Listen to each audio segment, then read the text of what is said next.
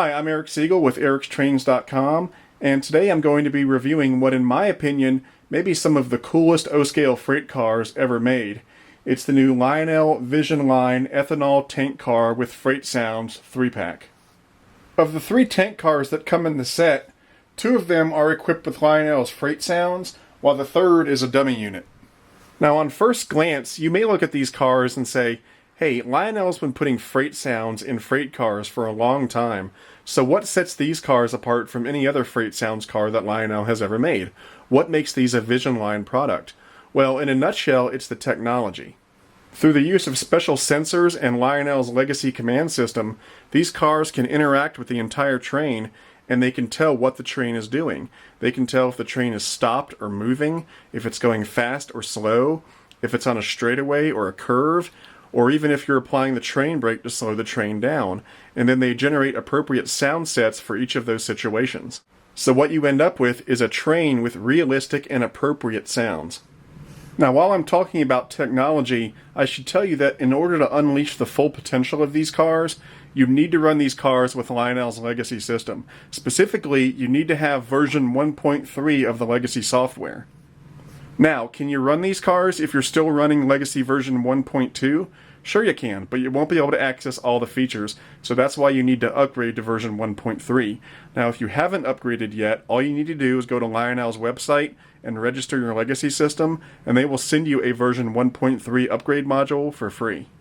If you don't have Lionel's legacy system and you have the classic TMCC system with the Cab 1 remote, you can still use these cars, but again, you won't have access to near as many features as you would if you ran them with legacy. You can also use these cars on a classic conventional layout that just uses a transformer and no command system at all. But again, you're going to have access to so few features on these cars that, in my opinion, it's not even worth it. And that's why I strongly recommend running these cars with Lionel's legacy system. In fact, I wouldn't even bother buying these cars if you're not going to run them with legacy. In addition to the legacy system requirements that I just mentioned, I would also recommend that you have at least one legacy-equipped engine in your roster to help you unleash the full potential of these cars. The detailing on these 3 tank cars is pretty much what you would expect on any high-end 3-rail O-scale freight car. On the brake wheel end of the 2 cars that come with freight sounds, you've got an electro coupler that can be fired from the legacy or TMCC remote. And on one of the tank cars, on the brake wheel end, you've got an end-of-train device built right into the car. That's that blinking red light that signals the end of the train. So you can run this car on the end of your train and have that prototypical end-of-train device operating. The controls and the electronics for the car are located inside the tank itself. To access them, on the non-brake wheel end of the car, you take the railing, pop it off, and fold it down like that. Then you're going to take off this warning sign, like that, and set it aside. And then you grab the end of the tank car and turn it counterclockwise, and then pull it off, like that. Now, in order to better view the controls and the electronics, what you can do is pull on this knob, and it will pull out the entire assembly.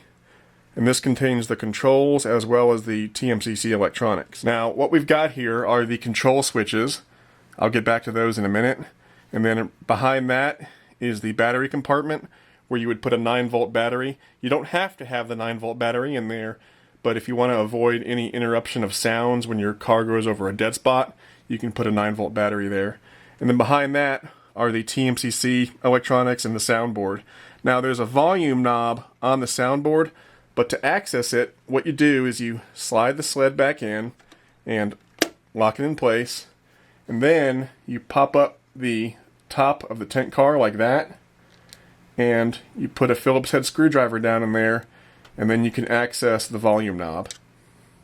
There are 3 control switches right here. The first one is the run program switch. If you're familiar with TMCC or legacy, this should be very familiar to you. We're going to use it just like we would on an engine to add the tank cars into the legacy remote.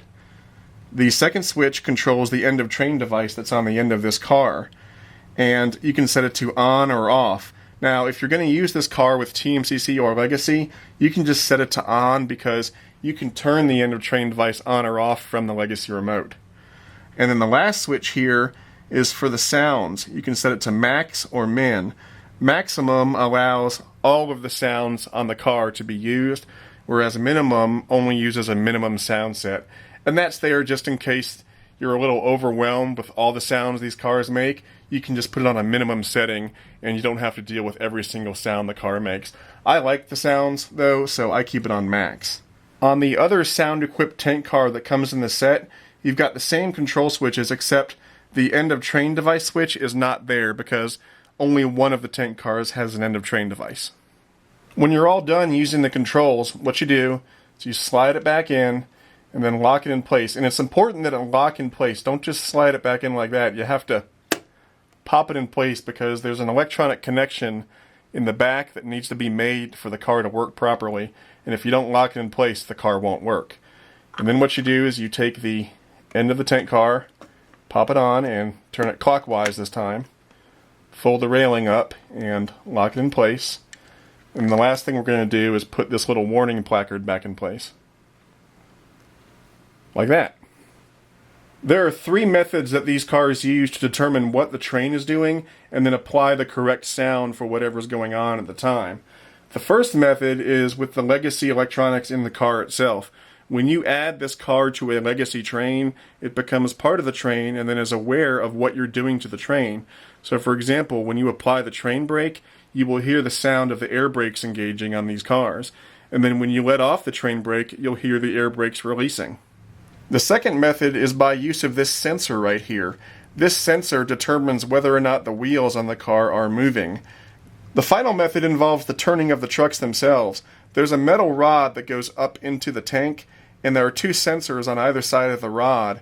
And when the truck turns, it turns that metal rod, and the sensors detect that, so in that way, the car knows when the trucks are turning. So when you're going around a curve, it'll activate the sensor, and you'll get the screeching wheel sound.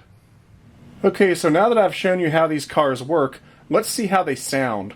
I've added the 2 sound-equipped cars into my legacy remote. This one right here is in slot number 13, the other one's in slot number 12. This is the sound menu, so let's hear some of the sounds. If I want to fill up the tank, I can do that. Connection's tight! Fill her up!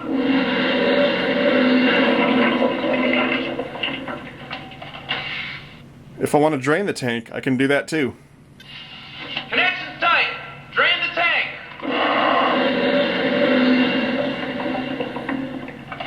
If I pull the horn lever, you'll hear what Lionel calls a deep metallic air brake release sound. If I apply the train brake, you'll hear the air brakes engage. And if I let off the train brake, you'll hear the air brakes release. There's also a fluid rushing sound.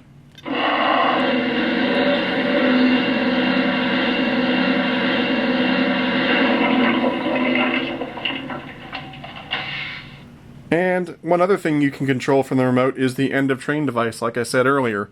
I can turn it on, and I don't know if you can see it, but it's blinking now. And I can turn it off.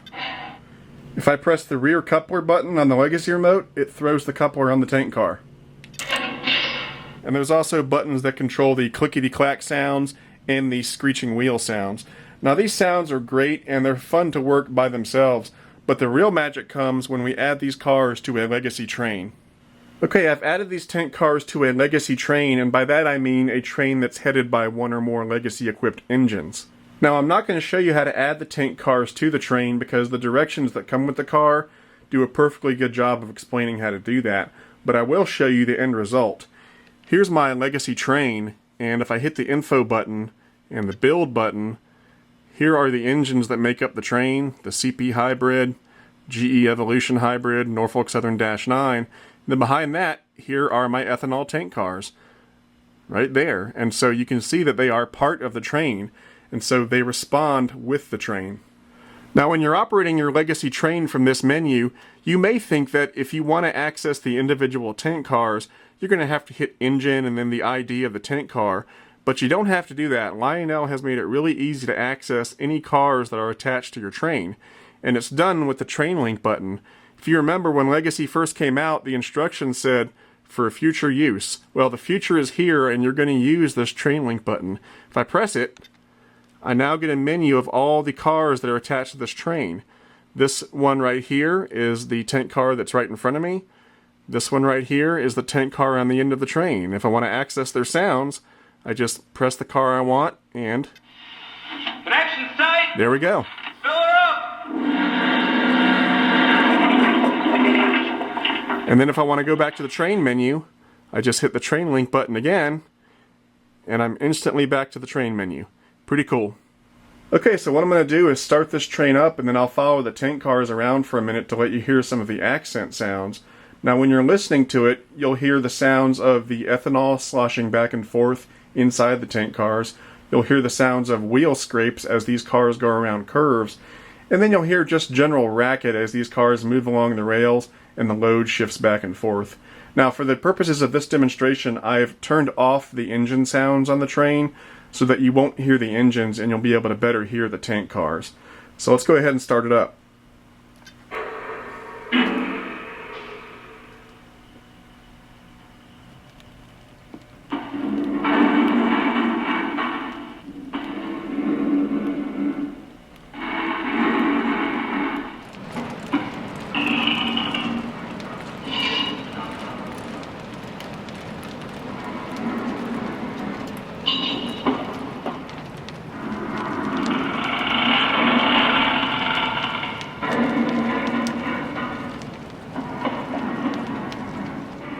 In my opinion, the coolest sounds these cars make are when you have them hooked up to a legacy train and you apply the train brake.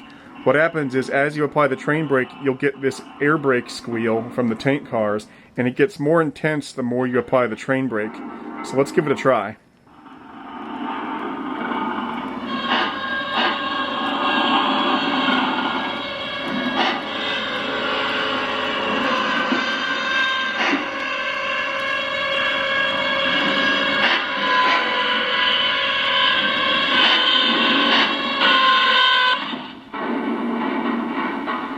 Pretty cool. And then when you release the train brake, you'll hear the air brakes on the tank cars release. Like that. Pretty neat. The last cool sound effect that I want to show you is the flat wheel effect. If I access one of the tank cars using the train link button and activate the flat wheel, all of a sudden you start hearing this clunking sound. You hear it? And the only way to fix it is to stop the train so that the crew can fix the flat. So let's go ahead and apply that wonderful train brake again and fix the flat.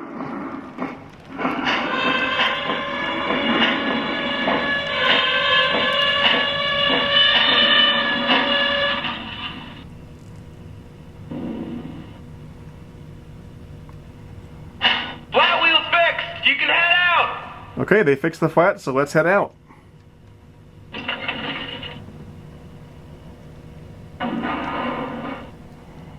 Okay, so that about wraps it up for this video. I hope you enjoyed seeing these cars in action. You know, with all the fanfare that has surrounded the release of Lionel's Vision Line engines, I think these Vision Line tank cars sort of flew in under the radar, and they didn't get quite as much attention as they deserved. So after seeing this video, I hope you can see how amazing these cars are, and if you don't have any already, hopefully you want some now. Anyway, I'm Eric Siegel, and I'll see you next time.